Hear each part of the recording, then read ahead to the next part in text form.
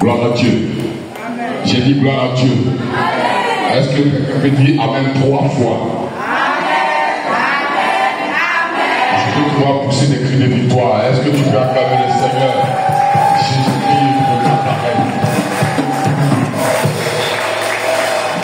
que Dieu vous bénisse. Vous asseoir. Je bénis le Seigneur qui me fait la grâce d'être une fois encore avec vous. Mais pour la première fois, c'est le soir. Je crois que les deux premières fois, c'était le dimanche. Mais aujourd'hui, c'est le soir. Je veux dire merci au pasteur Yogoni et merci à tous les membres de son conseil. Car vous avez donc estimé que j'étais digne en tant que frère d'être avec vous et conduit par le Seigneur de vous entretenir dans la parole de Dieu qui est lumière et vie. Alléluia. Voilà, donc je vais me faire aider par mon frère. Voilà. Rappelle-moi ton prénom. Mimi. Mimi, c'est ici, hein? C'est ça? Oui, mais pas moi-même. Quel village? Voilà, c'est ici. Mimi, c'est. Voilà, du bois. Voilà, mon grand-père a marié une femme de Yubois. Vous voyez où? Oui, vous voyez où? Elle vient à la pièce se mariée, elle s'appelle Toubou. J'ai une grand-mère ici. Où elle est? Jocelyne. Ça, c'est ma grand-mère. Brocoli. Voilà, vous savez, on est chrétien.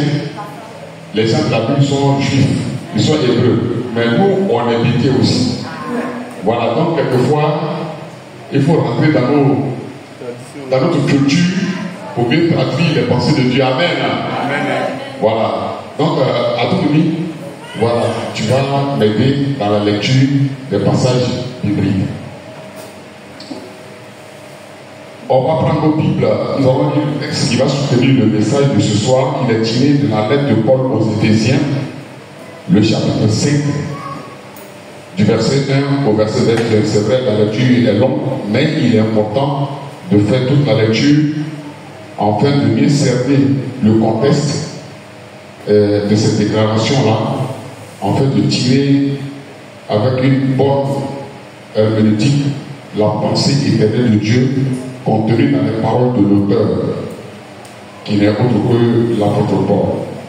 Éphésiens, le chapitre 5, verset 1 au verset 21. Alors chez nous, à la pourtant, quand on veut dire la parole de Dieu, on demande à toute l'assemblée de se tenir debout. Voilà, je ne vous impose pas ça. Donc voilà. Donc pendant que nous sommes debout avec nos Bibles, nos supports, alors je vais demander donc au frère Denis de faire la lecture. Éphésiens chapitre 5, verset 1 à 21. Éphésiens 5, verset 1 à 21. Demeurez donc les imitateurs de Dieu, comme des enfants bien-aimés, et marchez dans la charité, à l'exemple de Christ, qui nous a aimés et qui s'est livré lui-même à Dieu pour nous comme une offrande et un sacrifice de bonne odeur. Que l'impudicité, qu'aucune espèce d'impureté et que la cupidité ne soit pas même nommée parmi vous, ainsi qu'il convient à des saints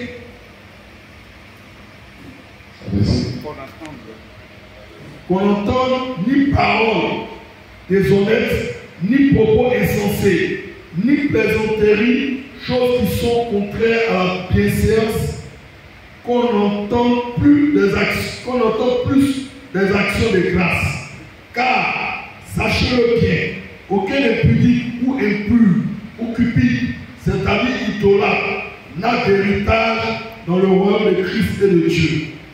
Que personne ne nous séduise par de vains discours, car c'est à cause de ces choses que la colère de Dieu vient sur les fils de la rébellion. N'ayez donc aucune part avec eux. Autrefois, vous étiez ténèbres, et maintenant vous êtes lumière. Vous êtes lumière dans le Seigneur. Marchez comme des enfants de lumière, car le fil de la lumière consiste en toutes sortes de bontés, de justice et de vérité. Examinez ce qui est agréable au Seigneur et ne prenez point part aux œuvres infructueuses des ténèbres, mais plutôt condamnez-les. Car il est honteux de dire ce qu'ils font en secret.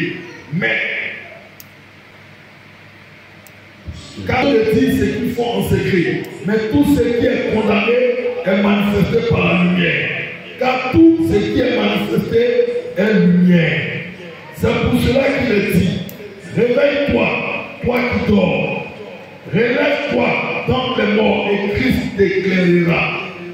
Prenez donc garde de vous conduire avec circonspection, non comme des insensés, mais comme des sages. Rachetez le temps, car les jours sont mauvais. C'est pourquoi ne soyez pas inconsidérés, mais comprenez quelle est la volonté du Seigneur. Ne vous enivrez pas de vin, c'est de la débauche. Soyez au contraire remplis de l'esprit. Entretenez-vous par les psaumes, par les hymnes et par les cantiques spirituels, chantant et célébrant de tout vos cœurs les louanges du Seigneur. Rendez continuellement grâce pour toutes choses à Dieu le Père, au nom de notre Seigneur Jésus-Christ. Vous soumettant les uns aux autres dans la crainte de Christ. Amen.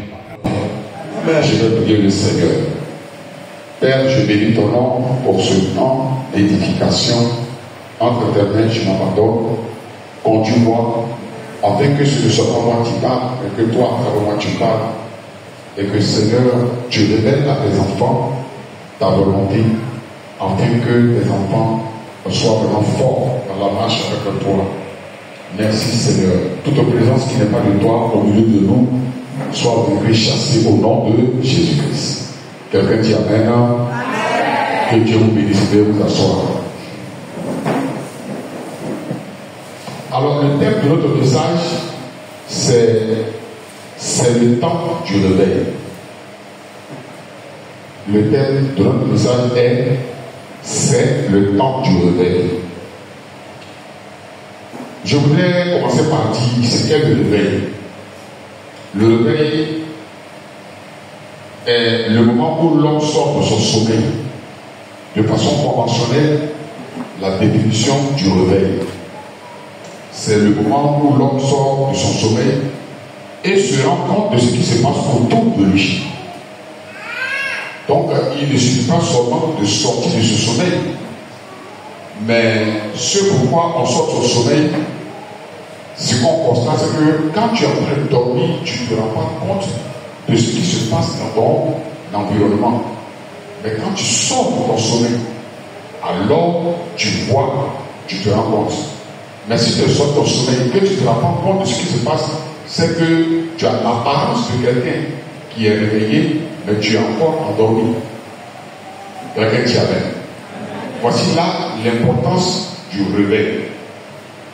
Lorsqu'on se réveille, on se rend compte de ce qui se passe autour de nous. Donc, le réveil trouve son importance parce qu'il permet non seulement de voir ce qui se passe autour de nous, mais surtout d'agir comme il se doit par rapport à ce qui se passe autour de nous. Donc, tu dors, tu ne vois rien, tu sens rien. Et puis, tu te réveilles. Et le réveil te permet de constater ce qui se passe autour de toi. Et lorsque tu as constaté cela, alors tu réagis de manière appropriée, conformément à ce qui se passe autour de toi. Si toi, tu dois aller au travail, tu vas au travail. Si tu dois ranger la maison, tu ranges la maison. Donc le réveil trouve son importance dans le fait que il nous fait sortir d'un état où on ne sait rien et on se rend compte à notre réveil de ce qui se passe autour de nous. Et quand on se rend compte, alors on agit conformément à ce qui se passe autour de nous. Amen. Pour nous les chrétiens, nous allons parler de réveil spirituel. Le réveil spirituel, et je voudrais que vous reteniez cette définition, est l'état de notre esprit constamment en alerte. L'état de notre esprit constamment en alerte pour discerner ce qui se passe dans le spirituel comme dans le physique ou bien sur le naturel. Gloire à Dieu. Et lorsqu'on a constaté cela, alors on se rend compte de ce qui est de Dieu et de ce qui n'est pas de Dieu. Je donne cette définition parce que en Côte d'Ivoire, que je connais très bien, on a tendance à donner au réveil le sens des rassemblements, mobilisation de foule pour par exemple créer, provoquer des crises hystériques, collectives, où on saute, on crie, on tombe, on se roule, on dit ah, ça c'est le réveil spirituel. Non, ça c'est pas le réveil spirituel. On parle du réveil spirituel lorsque l'esprit du chrétien est constamment en alerte pour discerner ce qui se passe dans le spirituel comme dans le naturel et puis réagir de façon appropriée afin de discerner la volonté de Dieu. Parce qu'il y a beaucoup de choses qui se passent autour de nous. Et certaines choses-là viennent du spirituel, d'autres viennent du naturel. Et donc, quand tu es au milieu de tout cela, tu dois avoir une seule préoccupation quand tu réagis face à ce qui vient du spirituel comme du naturel. Lorsque tu réagis, assure-toi que ta réaction va permettre à Dieu d'accomplir sa volonté. Quelqu'un dit amen. Amen. C'est important parce que il y a des choses auxquelles nous devons prendre part en tant que chrétiens, fils et filles de Dieu, membres de l'Église. Il y a des choses auxquelles on ne doit pas prendre part. Il y a des choses dans lesquelles quand tu prends part, tu deviens toi-même un obstacle à l'accomplissement de la volonté de Dieu. Mais quand tu y prends part, tu deviens une source de la manifestation de la volonté de Dieu. C'est pourquoi l'apôtre Paul, dans la lecture que notre frère a lu, il a dit, ne prenez pas part aux œuvres infructueuses des ténèbres. Mais pour reconnaître une œuvre comme étant des ténèbres là, il faille que tu puisses la discerner. Mais tu ne peux pas discerner cela si ton esprit, ton intelligence n'est pas en alerte sur les choses spirituelles comme sur les choses naturelles. Quelqu'un dit amen. Amen. Bien aimé, la question du réveil spirituel est tellement importante parce que l'Église du Seigneur a reçu une mission précise. C'est vrai, nous exerçons le ministère, nous parlons de beaucoup de choses. Mais lorsque nous écoutons les enseignements de Jésus-Christ, nous nous rendons compte que Jésus a formulé à un moment donné de sa vie un projet. Et il a fait connaître ce projet-là à ses disciples. D'après le témoignage de l'auteur de l'Évangile selon Matthieu, le chapitre 28, à partir du verset 18 jusqu'au verset 20, nous voyons Jésus qui s'adresse à cette fille. Voici, tout pouvoir m'a été donné dans le ciel sur la terre. Et il dit, allez partout le monde annoncer la bonne nouvelle. Celui qui croira, baptisez-le au nom du Père, du Fils et du Saint-Esprit. Et puis il dit, enseignez-lui à observer ce que je vous ai prescrit. Et voici, je suis avec vous tous les jours jusqu'à la fin du jour. Donc, premièrement, nous allons évangéliser.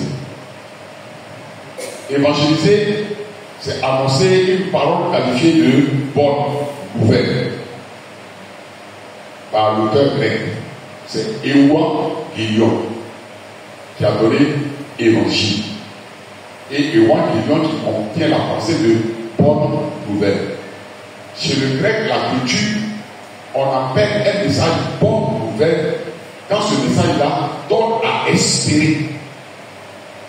Chaque fois qu'on voit quelqu'un qui est dans la rue qui dit qu'il a été évangélisé, et puis il dit, toi qui ne connais pas Jésus, tu vas mourir, tu vas aller en enfer.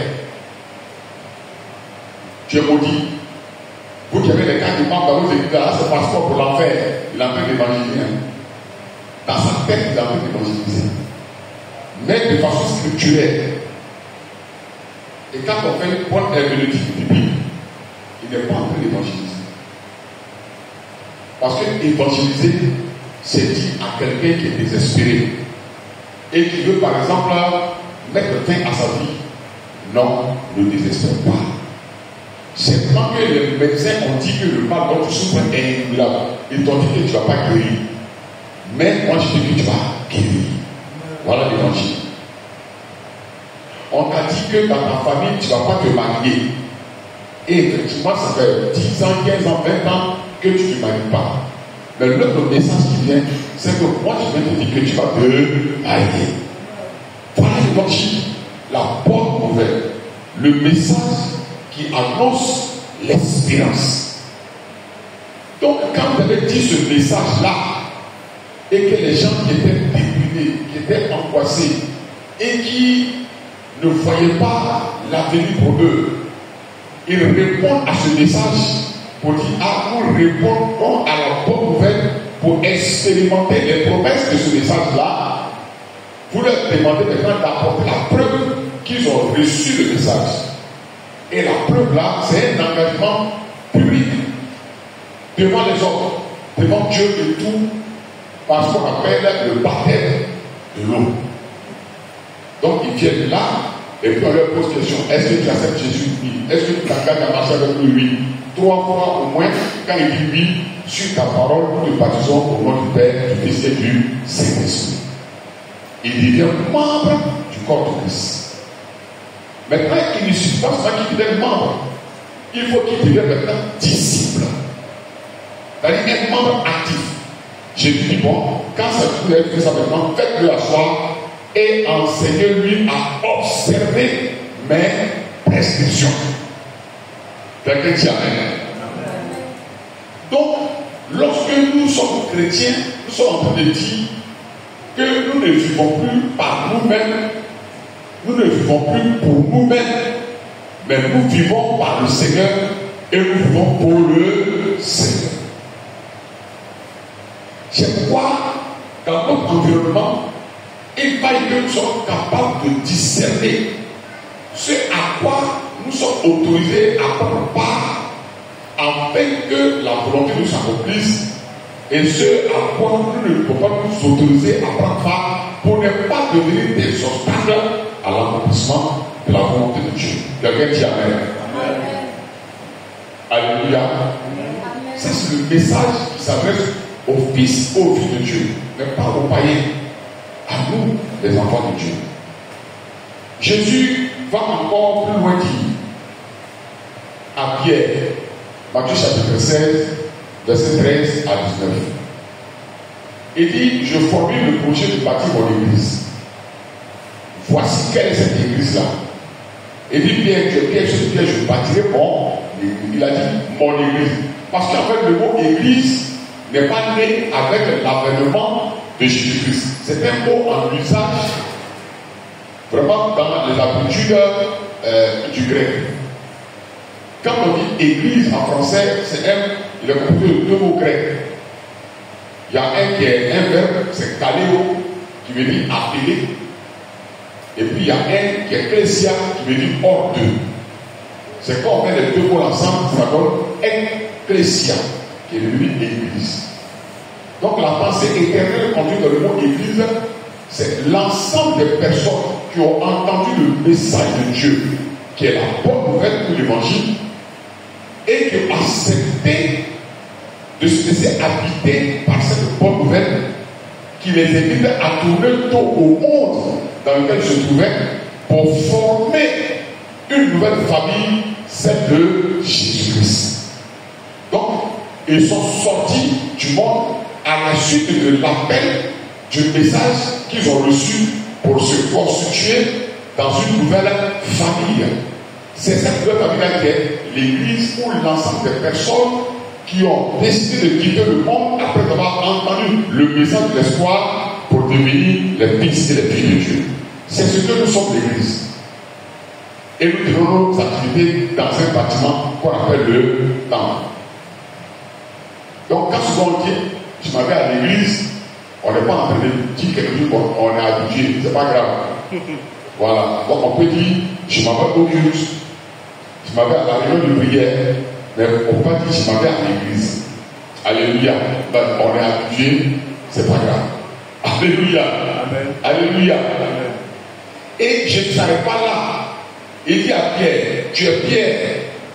Sur cette pierre, je bâtirai pas mon église. Il n'a rien à voir avec les rassemblements, parce que les associations, c'est les églises, associations de football, associations de boîte de nuit, dès l'instant que ce sont des personnes qui se regroupent, qui se mettent encore pour mener cette vie-là, dans leur culture grecque, ils forment des églises. Voilà pourquoi il a dit mon église. Je bâtirai mon église. Il ne s'arrête pas là.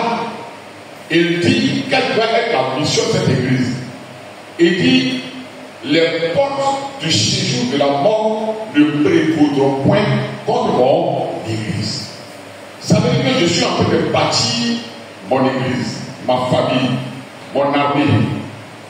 Et l'église aura pour mission de faire en sorte que les portes du séjour de la mort ne puissent pas dominer. Alors, en Israël, quand on parle de portes, on parle aussi de quoi? On parle du rassemblement des élites, des dignitaires. Comme ça se fait chez nous, on voit des gens qui sont députés et tout là.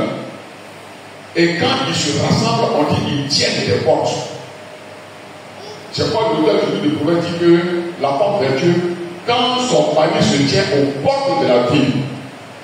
Donc tenir des portes, ça veut dire ce sont les dignitaires, les gens qui sont reconnus comme étant capables de se prononcer sur ce qui doit se faire dans la cité ou ce qui ne doit pas se faire dans la cité. Ils se rassemblent pour décider de la vie de la cité. Ils tiennent les portes.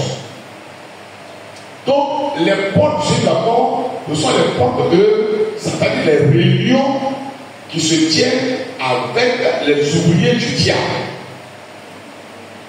Parce que pendant que vous réunissez, diable aussi, il convoque ces portes, ces réunions pour dire qu'est-ce qu'on doit faire pour qu'il n'y ait pas de convertis à une fond toit rouge dans cet endroit où le pasteur Yahou Poli et ses enfants se réunissent pour prier tout. Qu'est-ce qu'on doit faire pour que les gens qui habitent là ne s'intéressent pas à ça? Et pendant que les gens se réunissent, en général, nous, on ne se réunit pas pour réfléchir. Donc, eux, ils se réunissent, ils réfléchissent, et puis tout. Bon, il faut mettre un maquis là, il faut presser poulet ici, et tout. Voilà. Et quand c'est comme ça, c'est la pensée du diable qui prend le dessus. Mais il dit, moi, mon église là, va tenir des portes, va échanger, va discuter pour discerner quelle est la volonté de Dieu afin que cette église mette des actions pour que la pensée du diable ne prospère pas dans la pensée des hommes. Alléluia. Est-ce que quelqu'un a compris ce que j'ai en train de dire? Donc nous sommes l'église de Jésus la terre pour faire en sorte que la pensée du diable ne prenne pas le dessus dans la pensée de l'homme, mais que la pensée de Dieu gouverne la pensée de l'homme afin que l'homme retrouve son identité première qui est l'identité de fils de Dieu. Gloire à Dieu. Bien aimé, à la lumière des événements qui se passent dans le monde, et puis particulièrement dans l'église, je peux avoir le choix. Quand on constate ce qui se passe dans le monde, si on est vraiment réveillé et qu'on sort de notre sommeil, on se rend compte que le monde vraiment souffre. Mais je veux parler de la Côte d'Ivoire particulièrement, quand il s'agit de l'église Seigneur en Côte d'Ivoire. À la lumière de ces événements-là, nous observons et nous constatons qu'il faut clamer le réveil spirituel. C'est le temps de clamer le réveil spirituel.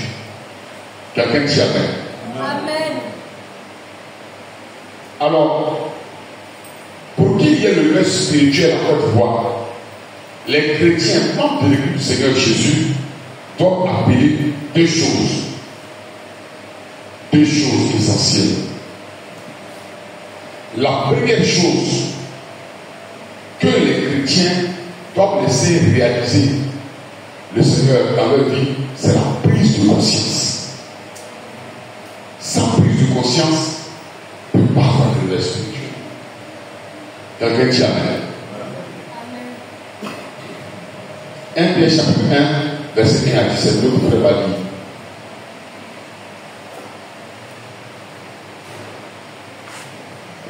1 Pierre chapitre 1, verset 1 à 17. 1 à 17.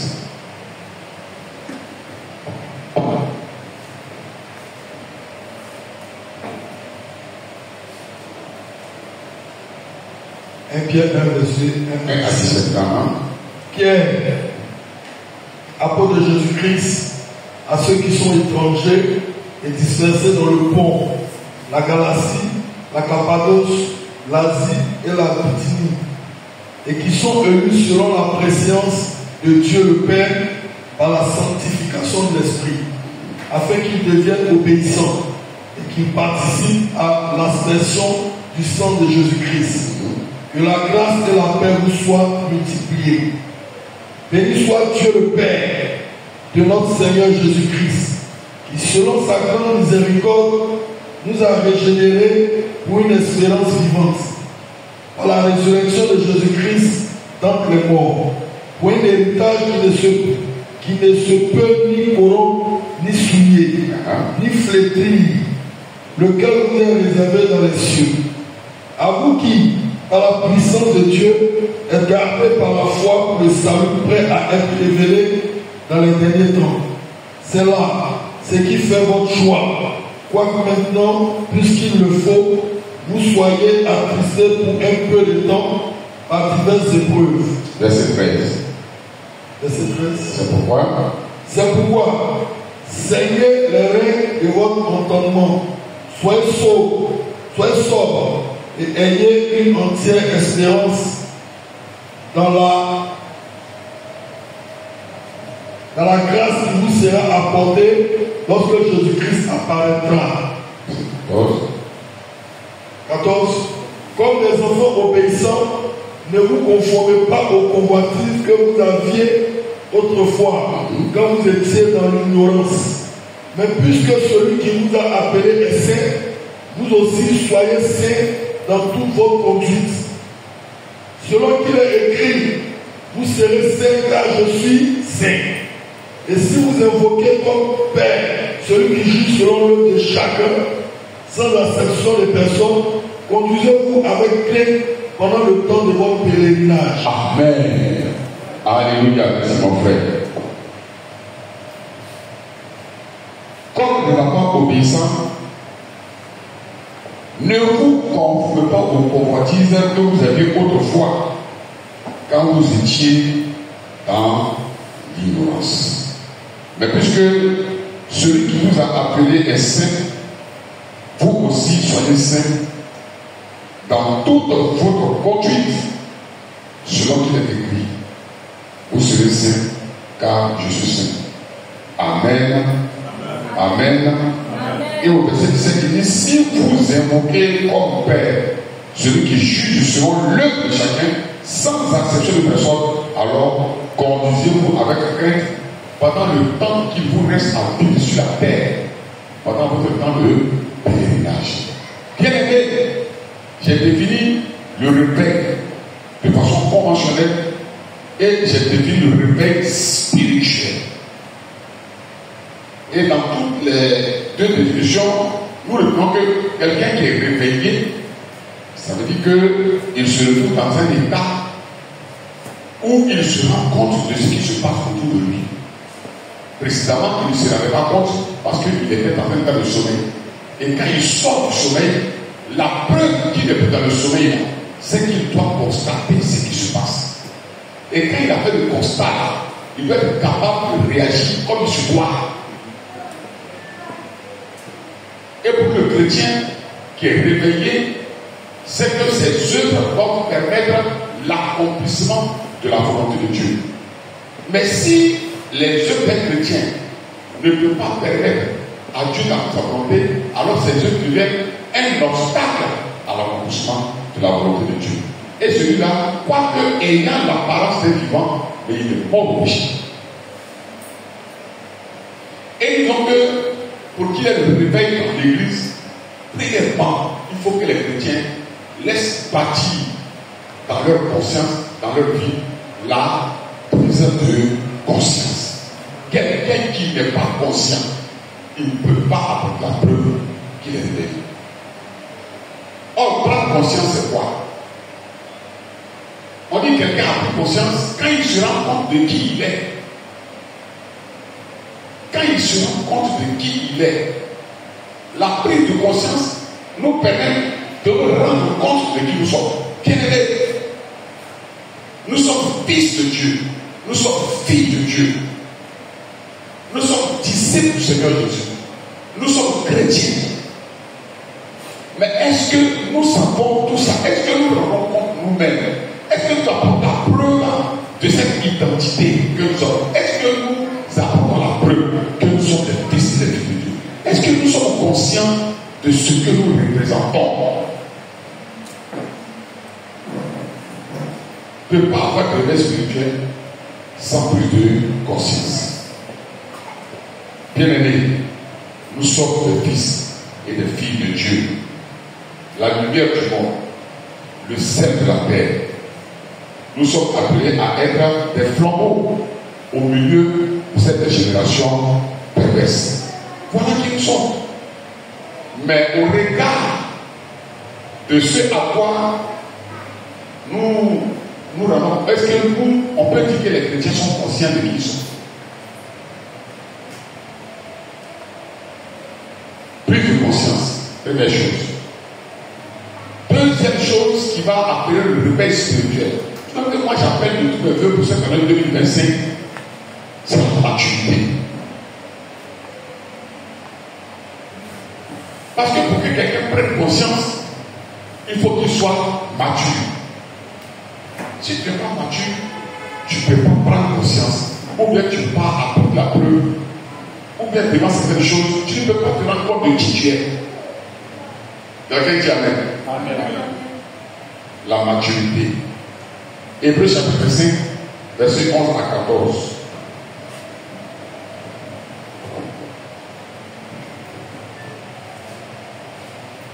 Hébreux 5, 11 à 14. Mon frère, tu peux dire?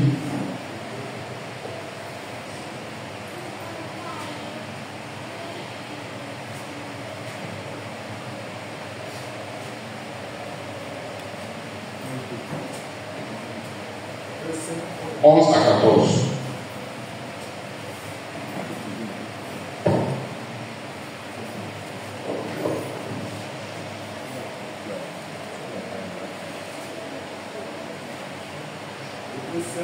Nous avons beaucoup à dire là-dessus. Hébreux 5, à partir du verset 11 au verset 14. Nous avons beaucoup à dire là-dessus. Et des choses difficiles à expliquer. Parce que vous êtes devenus lents à comprendre. Vous, en effet, qui depuis longtemps devriez être des maîtres, vous avez encore besoin qu'on vous enseigne les premiers rudiments des oracles de Dieu. Vous en êtes venus à avoir besoin de lait et non d'une nourriture solide. Or, quiconque en est au lait n'a pas l'expérience de la parole de justice, car il est un enfant. Mais la nourriture solide est pour les hommes faits. Les hommes faits. Pour ceux, mais la nourriture solide est pour les hommes faits. Pour ceux dont le jugement est exercé par l'usage à discerner ce qui est bien et ce qui est mal. Alléluia. La maturité. S'il n'y a pas de maturité, il n'y a pas de prise de conscience. S'il n'y a pas de prise de conscience, c'est-à-dire qu'on ne peut pas se rendre compte de qui on est, on ne peut pas discerner ce qui est mal ou ce qui est bien. on va prendre ce qui est mal selon Dieu comme ce qui est bien. Et on va prendre ce qui est bien selon Dieu comme ce qui est mal. L'apôtre Paul est l'auteur du livre là, il est découragé. Il dit, mais vous qui depuis longtemps devriez être maîtres, je suis obligé encore de vous parler comme si je parlais à des enfants. Et pourtant, il y a longtemps, vous êtes encore là comme des enfants. Or, vous devez être des hommes faits. Quelqu'un dit Amen. Bien aimé, quand on regarde l'église du Seigneur en Côte d'Ivoire, quand on voit des serviteurs de Dieu, par exemple, qui sont dans ce que je peux appeler des camineries, qui sont là et puis bon, ils prospèrent dans les camineries. J'ai suivi les querelles, la querelle de deux serviteurs de Dieu. Ils sont chez vous ici à Pouvoir. Ils sont chez vous ici. Il y a un qui prend vidéo sur Facebook. Et il parle de l'autre qui, bon, vraiment est bien connu, qui est devenu populaire. Il dit non, lui, c'est mon enfant, c'est mon fils. Il est venu me voir pour me demander un conseil, mais papa, qu'est-ce qu'il doit faire pour que je devienne populaire? Je lui ai donné une adresse au Ghana. Et il a donné même le nom de la personne qui lui a recommandé. Va voir celui-là, quand tu vas venir de là-bas, tu vas voir les choses se passer.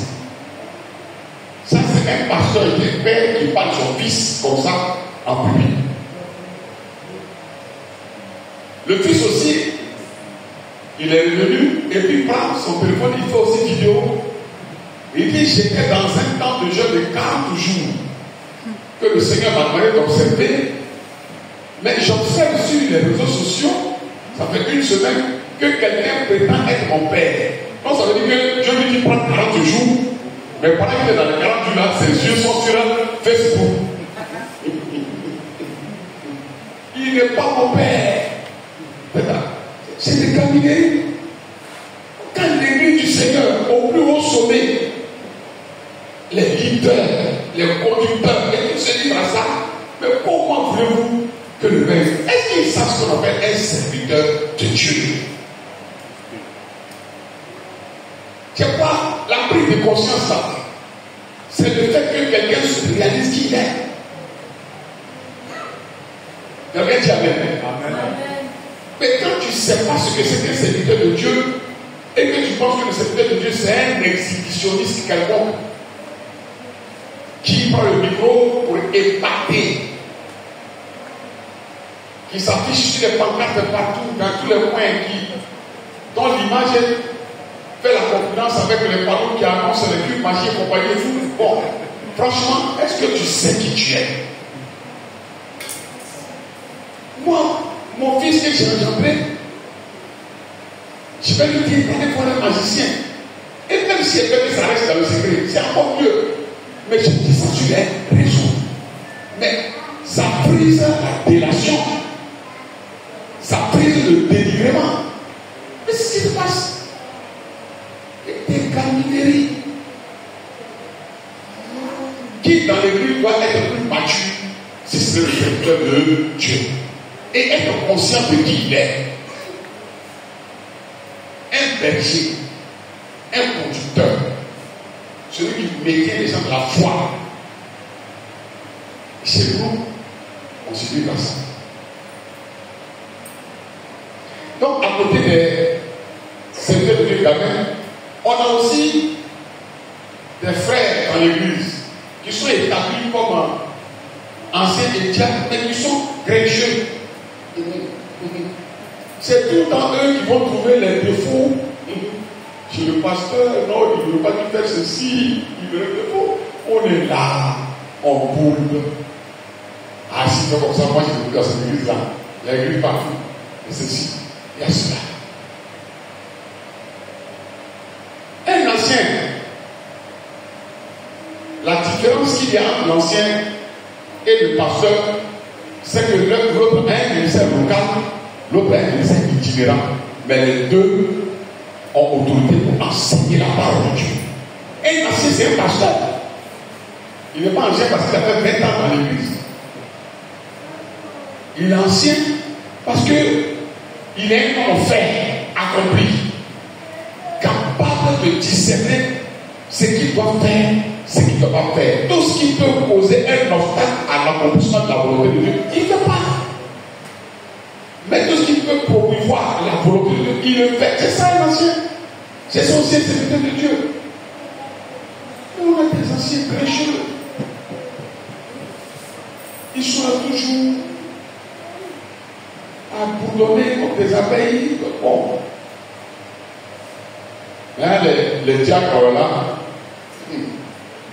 Je vous dis, diacre là. Diaconos. Le diacre est le serviteur. Et je vais vous expliquer ça. Parce qu'il y a des confusions. L'ancien, comme le diacre là, ils ne sont pas au service de Dieu. C'est le pasteur qui est au service de Dieu dans l'église. Et c'est le pasteur qui, pour se faire aider dans la tâche que Dieu lui a confiée, appelle autour de lui des frères et des sœurs, les établit en autorité. Pas pour qu'ils puissent faire leur service, mais pour qu'ils puissent aider l'homme de Dieu à faire son service. Donc le pasteur est au service de Dieu et l'ancien et le diacre sont au service du pasteur. Le pasteur a pour mission de travailler à l'accomplissement de la volonté de Dieu et les anciens et les diacres ont pour mission de l'aider à cette tâche. Quelqu'un dit Amen. Un jour, on était en train de discuter, vous savez, avec PM, on a ce problème-là, j'en parlais même avec le pasteur Yaoui, sur la question de la collégialité. Et le frère me dit que les apôtres ont dit aux disciples, choisissez parmi vous-même ceux qui sont aptes à faire cette œuvre-là, et ils vont faire ce travail-là parce que nous devons nous attacher à la parole et à la prière. Donc pour lui, ce sont les disciples qui ont choisi. Les diacres, donc c'est aux disciples que les diacres doivent répondre. Il a dit qu'il faut poursuivre encore la lecture. Et quand tu poursuis la lecture de ce texte, il est dit, c'est vrai que les disciples ont choisi certains parmi eux, mais ils les ont présentés aux apôtres. Et c'est les apôtres qui les ont approuvé le choix. C'est les apôtres qui leur ont imposé les mains, ont prié, de sorte que de façon officielle maintenant, ils deviennent des autorités établies dans l'église par le fait des serviteurs de Dieu. Quelqu'un dit Amen. Amen. La collégialité ne vous dispense pas de reconnaître vos statuts par rapport à ceux du pasteur. La collégialité est une forme de gouvernement de l'église qui sollicite l'intelligence, la contribution des uns et des autres. Car l'homme de Dieu n'est pas censé être imperfectible. Il peut recevoir des frères et des sœurs des avis qui peuvent être justes. Et il en prend en tient compte. Et il fait l'œuvre de Dieu. Donc c'est vrai, la collégialité, c'est même la méthode de l'administration de l'Église en mettant autour de nous un collège de personnes qu'on sollicite. On demande avis, on prend tous les avis et puis on conforme ces avis-là à la vision et au ministère et puis on décide d'engager tout le monde. Mais ça ne dispense pas les uns et les autres de se donner le respect qu'on se doit. Quelqu'un dit Amen.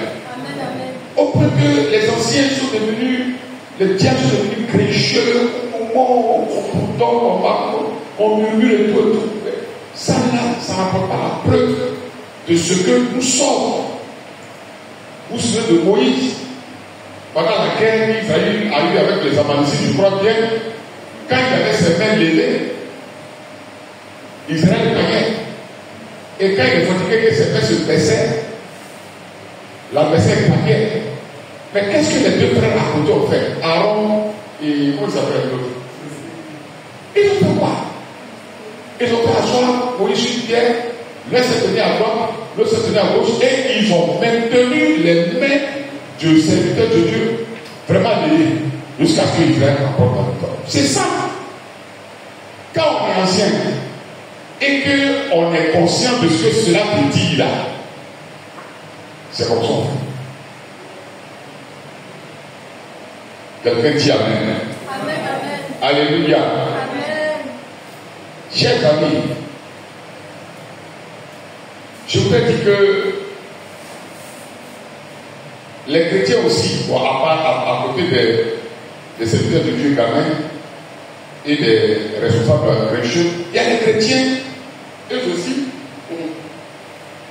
qui en général font la promotion des œuvres païennes dans l'église. J'ai suivi une émission sur une radio chrétienne qu'on appelle EMC. Et une dame qui était la chanteuse du groupe musical, le lead vocal, est en train de chanter avec le micro, mais dans un pantalon, je ne vous dis pas. Un pantalon, c'est-à-dire que tout son contour, sa morphologie, tu n'es pas obligé de prendre un escalier, tout est là. Et elle est là sur l'estrade, et les gens sont en bas, et puis elle dit Jésus, tu es glorifié. Mais tu parles de quel Jésus? Est-ce qu'elle sait ce qu'on appelle chantre de l'éternel? C'est un ministère éternel. Les chantres existaient avant que les pasteurs. C'est pour les pasteurs sont devenus parce que le péché est venu. S'il n'y a pas eu le péché, il n'y a pas de prophète, il n'y a pas de rien. Depuis que le ciel existe, le seul ministère qui réunissait le cœur de Dieu dans son royaume, c'est le ministère de chant. Alléluia. C'est pourquoi je veux parler à mes frères et mes soeurs qui sont dans le groupe musical. Un groupe musical n'est pas un groupe d'animation. C'est un ministère éternel. Quand on va mourir, et puis on va partir en haut là-bas, et puis Jésus va faire son jugement. Et ceux qui vont se retrouver au paradis, tel que la Bible dit là, qui va aller évangéliser qui au paradis là? Moi, mon ministère avec mon frère, notre ministère est terminé. C'est vous qui êtes là. C'est pourquoi nous autres, on a appris à chanter en même temps. Mon frère, il joue batterie, il chante.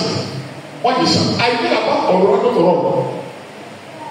Parce qu'il n'y a pas prophétie, il n'y a pas évangile, il n'y a rien. Donc, mes fils et mes filles, vous qui êtes dans le groupe musical, écoutez, la Bible dit que Dieu siège dans la louange et dans l'adoration. C'est vous. Quand avant que moi je prenne le micro là, qui a pensé ici? C'est pas vous. Vous avez commencé à chanter. Dans l'église, la pasteur ne prêche pas tant que vous n'avez pas fait votre ministère. Il n'y a pas possible. Quand le pasteur dit encore, on va faire offrande là, qui chante? C'est vous. Quand on a fini maintenant là, et puis on a terminé le. Qui chante encore? C'est vous. Dans le mariage, c'est vous. Dans l'évangélisation, c'est vous. Le culte, c'est vous. Mais est-ce que vous vous rendez compte de qui vous êtes? Si vous n'êtes pas dans l'église là, il n'y a pas l'église. Donc, vous êtes en train de servir Dieu avec votre talent. Donc, rendez-vous compte de qui vous êtes. Tu as dans le groupe musical des gens qui portent pour d'oreille. Et puis le pasteur est là. Moi, là-haut, dans mon église, tu ne peux pas. Tu ne peux pas. Il y a une fille, elle chante très bien. Mais ça fait 10 ans que je suis avec moi. Qu'est-ce que? Patience. Allah pour ta là-bas. Mais les gens sont placés, les fonctionnaires de là où sous-préfet là, tous là, tout ça. Maintenant, à côté d'eux, tu vas voir les vendeurs de paille. Oh Seigneur Jésus. 10 ans, je parle à ma fille. Mais récemment, même pour me dire que je perds du temps. Un dimanche, un frère, je suis en train de prier pour qu'elle se marie là. Et puis il y a un frère qui semblait s'intéresser. Donc le frère donne l'argent à ma femme pour dire bon, comme on va faire le programme de consécration du pasteur Lévélé, le pas d'uniforme, il faut donner 2 morceaux à la sœur de ma part. Et puis on fait le culte. Comme lui, les maçons, il va sur son chantier quelque part à Sibiso. Il arrive au Carrefour où on prend les cadeaux de Sibiso. Dimanche là, il voit dans un bar la sœur assise là-bas pour le boire bière avec les gens. On n'a pas de plus, on s'est dit que bon, elle était malade et tout. Il appelle ma femme, il dit maman, le parc que j'ai assis là, prends ça pour donner à quelqu'un. Ma femme dit à quoi? Il dit voilà la sœur pour le boire bière dimanche. Attends. Bon là maintenant j'ai pris le téléphone. Je l'ai appelé, j'ai dit tant que je suis le pasteur de l'intérieur de l'Akota, toi tu ne pourras plus jamais prendre le micro pour chanter à la voix de Dieu ici. C'est fini. C'est fini. Donc dans ça, nous à l'époque, quand ton papa t'a suivi dans le péché comme ça, tu pleures. Tu ne t'as même, tu te mets, si tu as plus sous discipline là, c'est comme si tu es mort. Tu te mets à dire papa, pardonne-moi. Mais elle n'est pas venue me voir, elle est là pour me narguer, pour me dire que je suis bien là. Elle allait se prendre en photo dans un bar. Elle a balancé la photo sur Facebook. Et puis elle écrit, moi je sais que Dieu m'aime.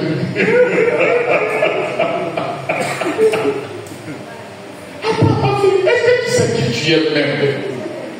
Est-ce que tu as conscience de ce que tu es? Mais les gens ne savent pas que c'est Dieu même qui a créé enfer. Il faut que les gens le précisent, c'est Dieu là, c'est lui qui a créé enfer. Encore de tout ça. L'enfer là, ce n'est pas un homme à se lever, ça sera peuplé. Gloire à Dieu. Les chrétiens ne peuvent pas parler. Elles s'habillent, les jeunes filles s'habillent de manière. Machin, quand tu parles, votre affaire de Dieu là même, c'est comme la même, on ne peut plus s'habiller comme on veut. Non, tu ne vas pas t'habiller comme tu veux. Le Seigneur dit, la femme doit s'habiller de façon sobre et modérée, afin que sa parole, bien que par son témoignage, elle puisse gagner les autres. Ma fille, je suis chrétien, il faut que tu saches qui tu es. Les chrétiens sont fait payants.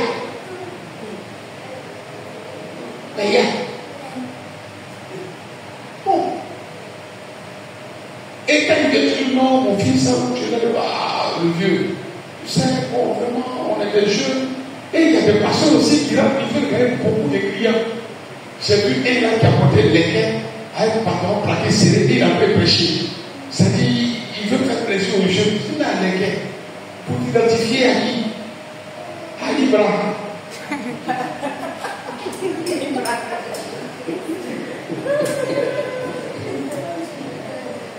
C'est l'église qui est là.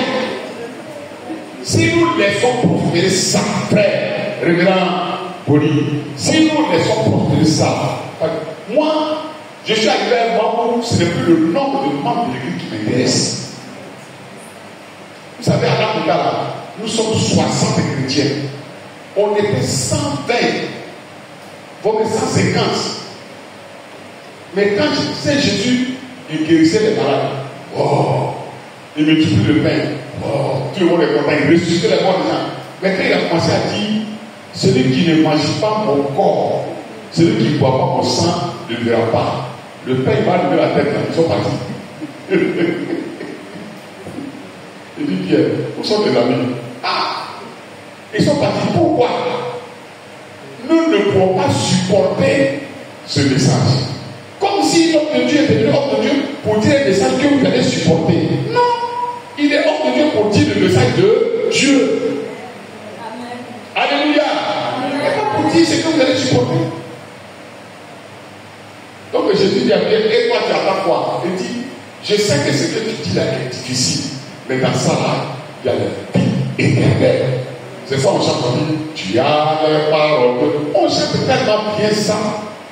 Mais pour qu'on laisse cette parole de la vie éternelle maintenant prospérer dans notre vie là, c'est un problème. Tu ne peux pas parler aux garçons. Est-ce qu'on sait qui on est? Non, c'est les jeunes. Mais Timothée était jeune. Et Paul l'a établi. Et il était jeune. Mais que ta jeunesse ne soit pas un prétexte pour vivre comme tu veux. Il faut que tu sois un modèle.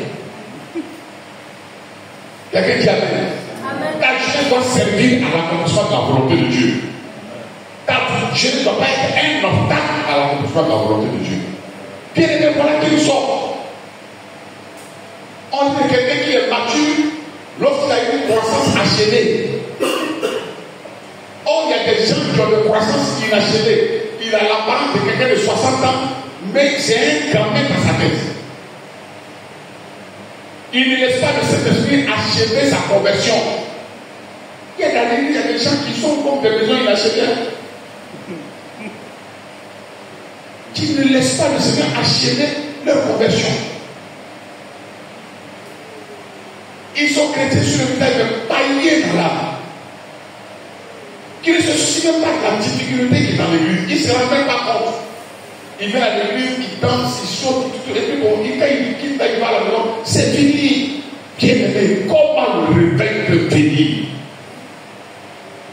Je déclare dans cette année 2025 le réveil spirituel à EPM du Trottoir Rouge. Ne vous souciez pas, est-ce que nous on est 60 chrétiens là-bas, mais les frères chrétiens là, ils vont construire une villa. Oui, et quand il dit villa, c'est villa. Donc ils ont acheté un terrain de 4 euros. Et on a un projet qu'on appelle la station missionnaire. On a la présidence du pasteur, on a le temple, on a l'écoutille, on a un centre d'hébergement et on a un centre de prière. Voilà le projet. On a déjà fait les 2 premières phases, on a construit la maison du pasteur, on a fait le temple de l'écoutille. Et comme on n'a pas encore fini pour nous, on utilise le temple de l'écoutille. Les enfants m'ont mis dans Pila. Et dans ma chambre, il y a climatiseur. Amen. Mettez climatiseur dans la chambre, parce que le climatiseur coûte combien aujourd'hui? Aujourd'hui. Le climatiseur coûte combien? Et puis regardez la maison dans laquelle il est. Moi, je ne vous demande pas. Là-bas, c'est plus facile pour nous de vivre dans le village, parce que le terrain est là et tout, mais à Abidjan. Même 2 chambres, même là, c'est compliqué. Mais au moins là où il est là, mettez un climatiseur strict là, ça regarde. Ça coûte combien? Ça regarde, pardon, je te donne ce mois de février là. Pardon. Quand le mois va finir là, pardon, c'est à pas que je parle, je passe à tout le monde. Pardon, quand le mois de février, quand ça va finir là, si j'appelle mon frère, il faut qu'il me dise, je suis en train de faire mon repos dans le climatiseur. Quand je suis à la montagne, j'ai climatiseur. C'est pas que je ne peux pas avoir climatiseur. Alléluia. Ça, c'est le réveil. Nous, on est les gens sont partis. On dit non, le pasteur là où il est dur, il est dur. Et puis quand il dit il est dur, il a même dans Dieu, là, quand je dit, il y a un homme qui m'a envoyé 4 filles. On a fait le projet de Dox. Quand on a fait Dox, il a fui. Il a envoyé encore une autre fille. J'ai dit, bon, tu gagnes 4 là maintenant. Dimanche, je suis venu à l'église. Lève-toi. Il s'appelle Zaki. Il dit, Zaki, lève-toi. Tu vois quoi, Rose? Il n'y a rien de Dieu comme toi. Tu parles bientôt à la retraite. Tu as travaillé pendant tout le temps à la mairie. 30 ans. Même une masure, même une case, tu n'as pas pu construire. Tu vas à la retraite sans être marié. Célibataire vieux comme ça. Je lui ai parlé. Je lui ai parlé. Il dit, je viens à l'église. 2 mois après, il dit, je te rencontre quelque part. Tu viens de non, papa, je viens quitter chez toi. J'ai dit que je vais te payer. Ça dit, alors, suis-moi, je vais te donner les éléments de la tombe là. Viens. Il passe qu'il m'amusait. Une semaine, je l'ai appelé, il dit, viens prendre l'argent, les bouteilles de livre, viens prendre. Il est venu, je lui ai donné. Par l'église où tu as parti là, tu vas humilier l'église comme ça. 4 fois, fiançailles. Tu fais, tu dis ça. Il sert à quoi? Est-ce que lui là, il ne sait pas à cause de cela même que les gens ne veulent pas venir à l'église? Le réveil vient dans l'église comment? Quand on a des gens comme ça. Quelqu'un dit Amen. Révérend Yaoubou, tu te souviens de ce prophète qui est mort parce qu'il n'avait pas bien éduqué sa femme? C'est qui? Samuel? Non, c'est Samuel. Élie. Tu te souviens de lui, non? Si tu ne parles pas à tes enfants, là, Dieu va te tuer. Israël était une théocratie. Chaque Élie avait Israël bâti la théocratie à la monarchie. Et on a connu ces rois terribles-là qui avaient 1000 femmes, des concubines, qui faisaient tout ça là. Parce que le théocrate qui est là, par qui Dieu fait gouverner son peuple là, il n'a pas éduqué ses enfants. Si tu n'arrives pas à éduquer tes enfants, à les maintenir dans l'obéissance à la parole de Dieu, va te rendre compte, te demander quoi. Peut-être que les gens, tu vois que tu as là, tout ça là, c'est à cause de ça là aussi.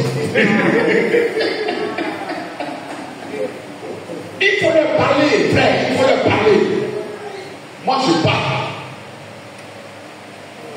On est 60. Et toi, dans le village, il m'a dit, mais toi, tu as fait une prostituée là. Il m'a appelé, je lui ai dit, bon, je suis dans le crayon, hein, je prends pour les cours dans le crayon. Et puis j'ai une télévision dans ma chambre. J'ai 2-3 places. Ah ben oui. Et j'ai des toilettes dans ma chambre. Alléluia. Et toutes les chambres de ma maison là, il y a des toilettes dedans. C'est-à-dire quand quelqu'un veut pisser là, il ne sort pas de sa chambre. Et l'autre là, il fait et puis il se couche. Alors on a fait ça. C'est vous qui n'avez pas fait ça? En avril prochain, je fais le lancement de la construction du grand temple. On a fait le budget 10 millions. Le grand pharmacien de la ville est venu un matin, je vois, je n'étais pas invité, hein. Il a garé sa voiture là. Et lui, parce que là, je suis venu faire le but avec toi. Bon, et puis il avait communiqué sur sortie, il dit, je donne 1 million. Il a donné 1 million. Donc en avril là, on fait le soulagement déjà. Jusqu'en 2026 là, j'ai fait le construire le temple. Quelqu'un dit Amen. Avec 60 chrétiens. Tu n'entends pas la foule. Ce que je dois te dire, c'est ce que je te dis. Pour ne pas que ce que Achan a fait provoquer à Israël là, que ça vienne de mon église. À cause d'Achan, des milliers de morts. Oh, il n'y a pas d'Achan ici, il n'y a pas d'Achan ici. Alléluia.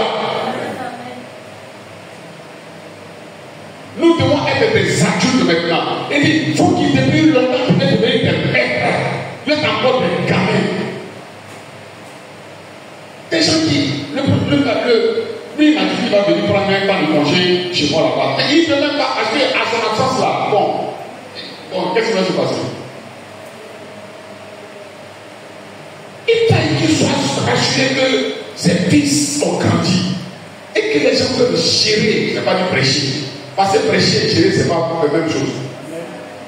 Tu peux être un bon prédicateur, mais un mauvais administrateur. Quelqu'un dit Amen. J'appelle le réveil spirituel en 2025 ici à l'intérieur de Pouvoir Rouge. C'est toi ton esprit réveillé là qui va faire venir les gens. Parce que vous voulez que les gens viennent. Mais quand ils viennent, ils vont trouver qui? Ils vont trouver des gens qui sont pires que qui sont dans le monde là-bas. Alléluia. L'histoire de l'église dit que les chrétiens, là, les premiers là, ils avaient un comportement qui était tel que quand ils vivent les multiples s'en vont, les gens constataient leur conversion. Les gens constataient de nouvelles choses.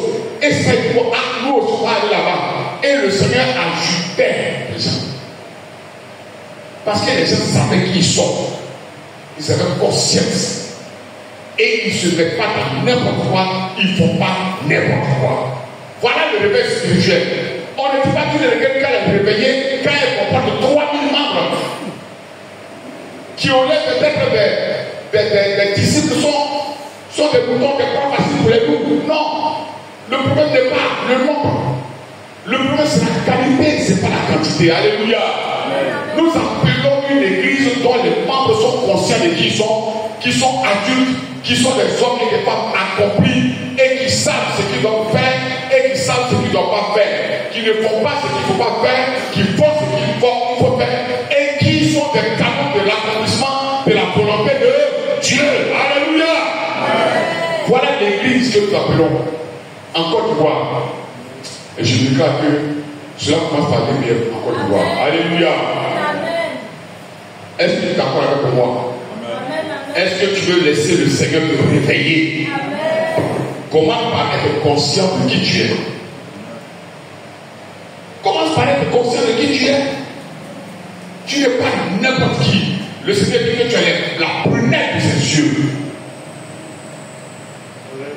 Alléluia. Amen.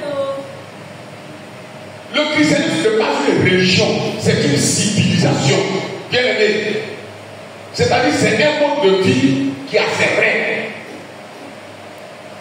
Et on reconnaît le chrétien à travers son attitude. Quand tu t'habilles là, tu t'habilles chrétien. Moi j'étais à ma femme, à un moment donné, je voulais caresser sa tête là, et puis je mets ma tête et touche, ma main touche pas sa tête, c'est mets sur la télévision. Il dit, mais c'est quoi ça? Je caresse, je caresse la tête de ma femme. Il dit, chérie, il n'y a pas de jeu du bon, mais je sais que j'ai compris. Il n'y a pas de chien. C'est fini. C'est son mari qui a parlé. J'ai regardé un jour mes filles comme ça, dit, bon, après d'aujourd'hui là, je ne vous dis pas de ne pas porter mes chiens, mais quand vous la prenez, attachez vos têtes. Je ne vais pas voir mes chiens ici. Tu attends, moi, mais j'ai payé fou là, les filles rouges là. J'ai payé pas comme ça. Ça y est là dans le bureau. Quand les gens viennent là, celle qui est pas très c'est plutôt pour le président. Donc le jour où vous allez partir aller perdre, là, regarde, dimanche là, toutes les têtes sont ouvertes. Avec les cheveux multicolores, tout ça, la garde ça pour toi. Quelqu'un dit Amen. Amen. Alléluia. Et progressivement, mais si on fait ça, cela comme ça ne sert à rien même de payer des postiches là, et puis s'asseoir comme ça, et puis pendant 4 heures, pendant 5 heures, clica. Bon, maintenant même, il y a là, on met avec le col. Maintenant, quand vraiment, après, on me dit, ça crève ici là comme ça, elle devait être chaude. Tu ne peux pas prendre pourquoi? Tu peux pas souffrir pourquoi? Quelqu'un dit Amen. Amen. Soyons simples. Allons à l'essentiel. Notre vie est un modèle. C'est ça le réveil, bien aimé. C'est ça qui va faire que les autres vont venir. Le Seigneur lui-même veut faire venir les gens. Mais il fait venir les gens au milieu de qui? Au milieu de qui? Quelqu'un dit Amen. Amen. Je déclare le réveil spirituel dans cette église. 2025, c'est l'année du réveil. Parce que tu vas prendre conscience de qui tu es. Quand tu vas prier, tu vas réfléchir. Et puis tu vas te rendre compte de est-ce que je me rends compte même de qui je suis. Est-ce que je suis mature même? Toi-même, tu vas repasser en révision ta vie jusqu'à aujourd'hui. Quand il était président, je venais dans une église, mon vice-président. Un jour, je le rencontre dans la rue. On l'a tapé, Alphonse. Il a passé un concours, il voulait que je donne 2 000 francs. Donc, ma propre qui n'est pas en train de mentir, il veut me donner le récépissé du concours là. Il sort son portefeuille et puis il dit récépissé est sorti avec la capote.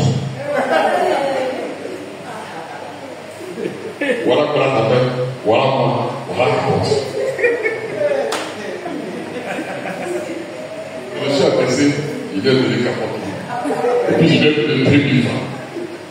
Le Seigneur il dit, ah, plaisir. Et puis il pleure. Il dit, mon frère, il fallait me dire ça là. Depuis le temps, on va prier. Bon, maintenant, on s'est tombé là. S'il y avait un frère en côté d'une soeur, on fait comment? Tu as des problèmes, viens voir le pasteur. Viens le voir. Parce qu'un jour, ta vie secrète là sera mise à lui. Ça c'est clair. Employé sort. Une église, dont je ne sais pas le nom. Un frère, diacre de son état. Mais quand il te salue, pasteur, quand il te salue, toi-même, tu es fier d'être une pasteur. Oh mon Dieu, puis ça fait son père. Et puis il dit, ouais, Seigneur, merci. Tu as fait de moi quelqu'un. Mais le faux frère, il travaille dans une usine où on fait la bière, on fait ça avec fort. Quel prix, mince, ça va. Oh, ma chérie, je vais travailler toute la nuit là. Vraiment, les gens passent commande là. Ah, mon mari, il ne faut pas dire. Et nos épouses, je vous salue. Et il s'en va. Oh, il s'en va sortir avec une femme dans l'hôtel. Et puis, il est dans l'hôtel. Dimanche matin, il vient très tôt de l'hôtel. Il vient à l'église. Et puis, le Seigneur. Et puis, il y a prophétie. Frère, réponds-toi. Vous savez, quand il est prophétie là, Et puis il y a des gens qui parlent. Quand la police, le Seigneur dit que tu es dans une vie, et puis il dit, oh Seigneur, c'est vrai, tu vois la personne, c'est lui. Quel politique. C'est lui. Il faut te taire, tu vas parler, on va écouter. Oh, un jour, Dieu m'a dit, il est parti, il a fait le show, il s'est endormi au-delà de l'heure du dimanche là, et puis il est arrivé dans le sursaut, l'heure qui est arrivée. Il s'habille et il se souvient qu'à l'église on lève des mouchoirs pour saluer la présence de Dieu. Il regarde quelque chose qui est blanc sur le lit là, et prend et met dans la poche et tout, c'est le mouchoir. Oh, c'est le connaissance de la fille là qui s'approche. Je n'ai pas envie de dire le nom de l'église. Avec le cérémentier. Donc le culte commence. Et puis le titre, on lève le mouchoir et puis il a fait ça. Et puis il est là comme ça. Et puis, bon, lui il ne voit pas. C'est les autres. Et il se rend compte que les gens arrêtaient de chanter. Et puis les gens le regardent. Il fait comme ça.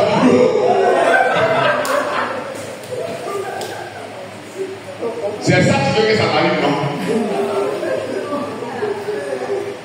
Donc, quand tu as ce problème-là, si tu es conscient, c'est vrai que tu as préféré ça, mais en même temps, tu es conscient que tu ne dois pas faire ça. Tu es pour le pasteur, vous allez chier ça ensemble. Quelqu'un dit Amen. Je proclame le réveil dans ma vie. Que tout ce qui était mort soit réveillé, soit ressuscité. Il y a des gens qui n'arrivent pas à parler en langue, alors qu'au début de leur vie, c'était des gens qui parlaient en langue, qui avaient une vie de prière, qui avaient une vie d'adoration et tout. Mais aujourd'hui même, quand on dit adorons le Seigneur, son adoration là, c'est la même phrase. Je te dis merci Seigneur, je te dis. Je te dis merci Seigneur, je te dis. Ça, il va dire ça jusqu'à. Parce que la Bible dit que c'est le Saint-Esprit qui vous inspire des soupirs incessants. Donc quand tu accordes Dieu, c'est Dieu qui te donne des paroles. Mais puisque tu es éteint, tu es endormi, tu es même dans le coma, Seigneur, je veux te louer, je veux te dire merci. Merci Seigneur, je te loue. Merci Seigneur, je te loue. Bon, et puis tu es dans ça. Viens-moi le pasteur. Nous sommes dans le deuxième mois de 2025, l'année du réveil. Ton réveil est possible. Amen. Ta résurrection spirituelle est possible. Amen. Ta résurrection morale est possible. Ta résurrection sociale est possible. Ta résurrection sanitaire est possible. Christ n'abandonne pas. La Bible dit que même la messe qui est en train de fumer encore, Christ peut la rallumer. Alléluia. Est-ce que quelqu'un veut vivre le réveil spirituel? Tu as fini de vouloir prier le Seigneur. Je reconnais que tu peux tout et que rien ne t'est impossible. Je reconnais que tu peux tout et que rien ne t'est impossible. Je reconnais. Chante avec moi. Que tu peux tout et que rien ne t'est impossible.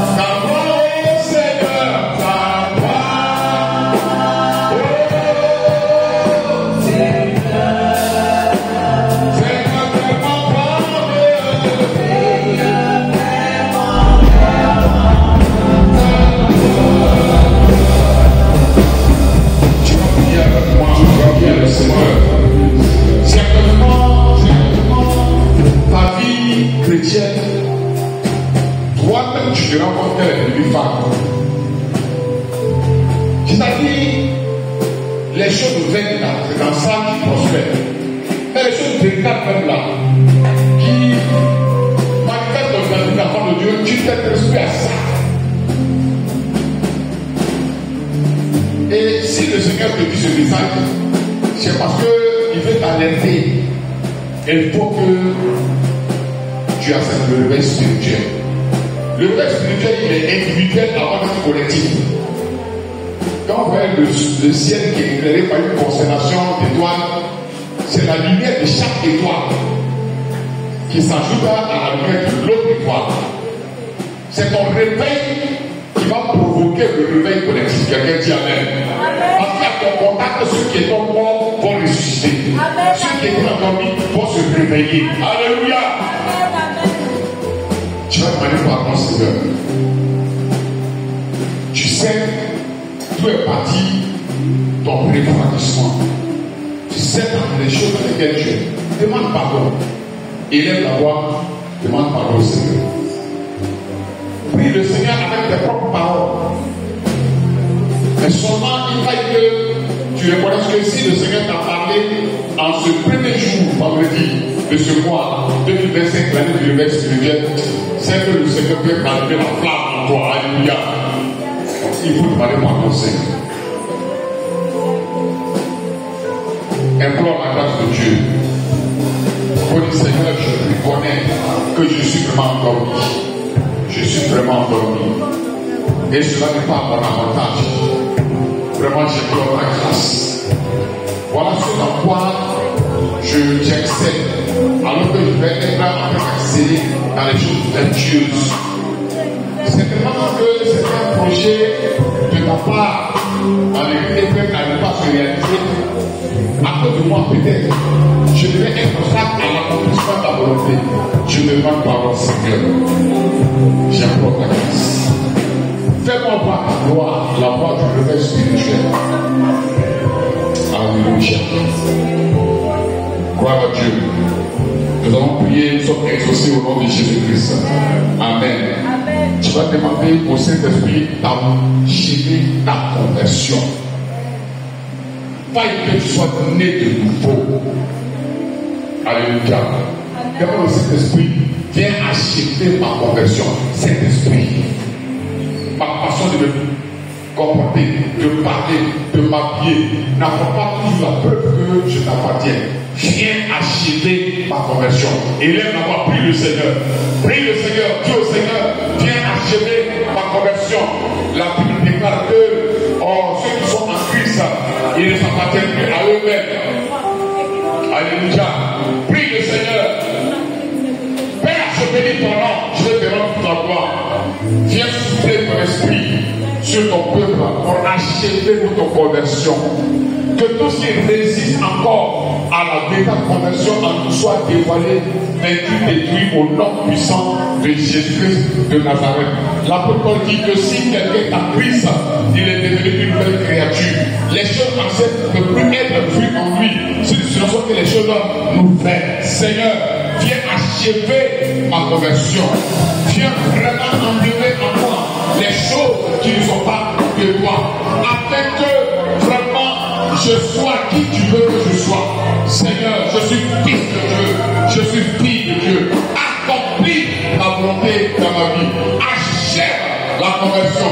Tout ce qui n'est pas de toi en moi soit vaincu au nom puissant de Jésus-Christ de Nazareth. Quelqu'un dit Amen. Le Seigneur dit, s'il n'y a pas de maturité, il ne peut pas avoir de prise de conscience. Or, la maturité, c'est l'expression d'un homme qui est fait et qui est vraiment utile à tout usage à la gloire de Dieu. Il dit, vous qui devriez être des maîtres. Bien-aimé, je déclare que tu mettras ton pied dans une maison dans laquelle la mort a décidé de s'installer, mais dès que tu mets ton pied, la mort déménage. On dit Amen. C'est-à-dire, à ton contact, les ténèbres vont disparaître et la lumière va s'établir. tu vas devenir une torche vivante. Amen. Parce que tu as pris conscience de ce qui est important pour toi d'être adulte, mature. Quelqu'un qui amène. Amen. Tu vas prier avec moi. Jésus. Je ne t'ai pas entendu. Jésus. Devant toi. Je me tiens. Misérable. Dans mon âme. Car ayant l'apparence d'un vivant. Mais en vérité, tu sais que je suis mort au péché. Moi qui devais être un maître, qui devais porter ton évangile, qui devais porter la flamme. Seigneur, je suis un obstacle à l'accomplissement de ta volonté. Parce que je laisse prospérer dans ma pensée les choses inutiles. Jésus, viens au secours de ma vie. Viens au secours de ma vie. Je vais grandir. Je vais être mature. Afin que ton esprit prenne plaisir à habiter à moi. Je t'appelle au secours. Viens au secours. Voici pourquoi je me tiens dans ton sang. Par la puissance de ton esprit, je mets dehors tout esprit qui m'empêche de grandir. Au nom de Jésus. Au nom de Jésus. Au nom de Jésus. Les démons de murmure, les esprits de division, les esprits de calomnie, je vous lis, je vous chasse, je vous renvoie par les arrive, par la puissance du Saint-Esprit, les démons de la négligence, les démons de la paresse, je lis, je chasse, je renvoie dans les arrive, au nom de Jésus, au nom de Jésus, Bien-aimé, prends autorité sur les démons de la paresse, de la négligence, tu les lis, tu les chasses, au nom de Jésus de Nazareth. Oh la massacre, mon Dieu, oui. Père, tu as dit, nous qui devons être des maîtres, mais nous sommes encore des enfants. Et nous n'avons pas à prendre conscience de qui nous sommes. Et nous nous livrons à des choses dans lesquelles il n'y a pas ta volonté. Nous devons avoir du discernement, savoir reconnaître ce qui est de toi et ce qui n'est pas de toi. Et nous engager dans ce qui est de toi et ce qui n'est pas de toi. Nous voulons être des flammes vivantes maintenant. Voici pourquoi tout ce qui t'empêche réellement de vivre en nous les esprits de murmure, de délation, de critique, de délivrement, de division, je prends l'autorité, je lis, je chasse, je revois, ben il arrive. Au nom de Jésus, au nom de Jésus, au nom de Jésus, fais-nous prendre conscience de qui nous sommes, Seigneur. Fais-nous prendre conscience de qui nous sommes, Seigneur. Nous sommes le peuple de Dieu. Nous sommes l'église de Dieu. Nous sommes les fils et les filles de Dieu. Nous devons travailler pour que le règne de Dieu s'établisse sur la terre, en commençant par s'établir dans nos vies. Au nom puissant de Jésus, nous prenons autorité. Nous prenons autorité sur les démons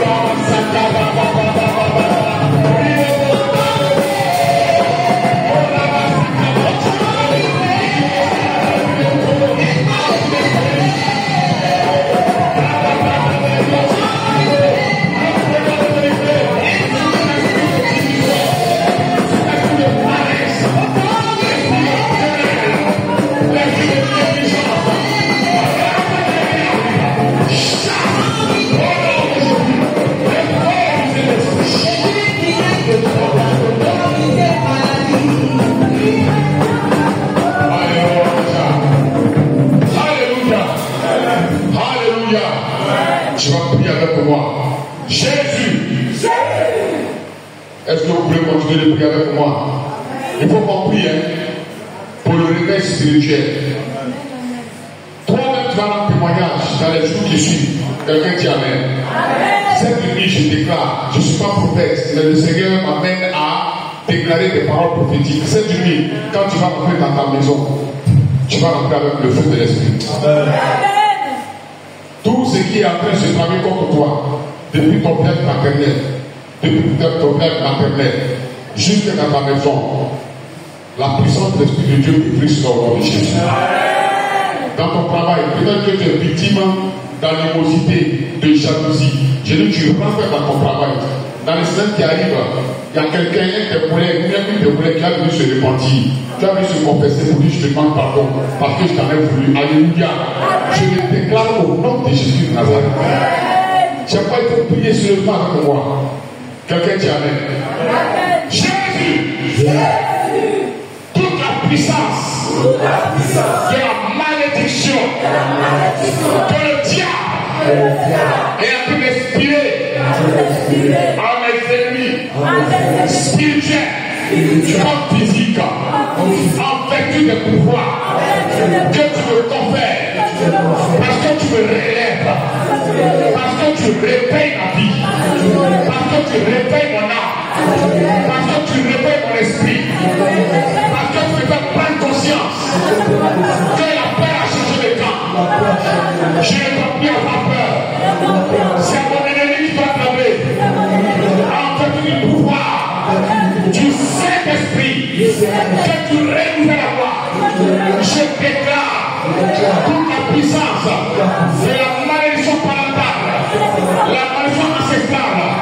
Je détruis au nom de Jésus cette forêt dans laquelle mon nom a été invoqué.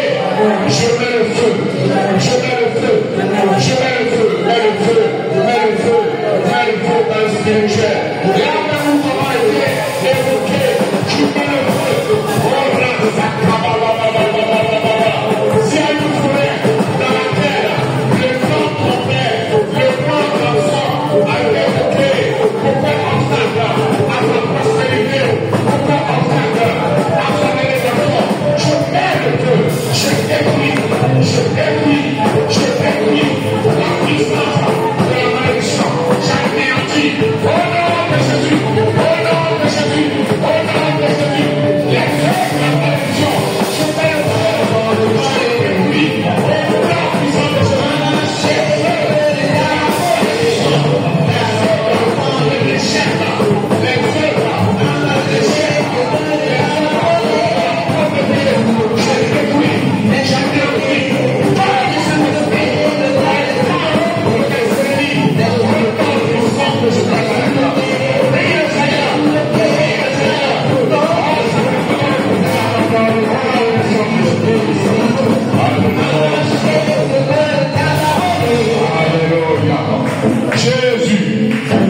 Jésus, je déclare que ma promotion spirituelle, morale, sociale s'accomplit parce que je suis réveillé.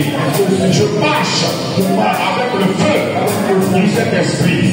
Quiconque peut constituer un obstacle devant moi est dégagé, est détruit et anéanti au nom de Jésus.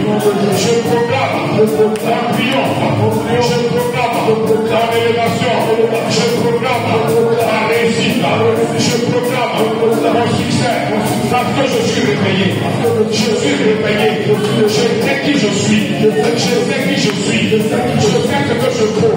Au nom de Jésus, au nom de Jésus, au nom de Jésus, esprit de la mort, démon de la mort, je mets le feu sur toi. Au nom de Jésus, ton nom c'est la mort, et le nom que je reçois, c'est la vie éternelle. Voici pourquoi je proclame la vie dans la santé, la vie dans le ministère, la vie dans le travail, la vie dans les enfants. Je proclame la vie dans ma maison. Au nom de Jésus, je proclame la vie dans mes activités. Au nom de Jésus, tout ce que je touche prospère. Au nom de Jésus, là où il y a la mort,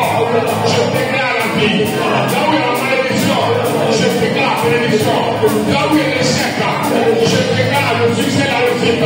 Je proclame la réussite de mes enfants. Au nom de Jésus, je proclame la réussite de mon mari. Au nom de Jésus, je proclame la réussite de mon épouse. Au nom de Jésus, je proclame la réussite de mon serviteur, mon père, le pasteur Yaropouni. Au nom de Jésus, le succès dans son ministère.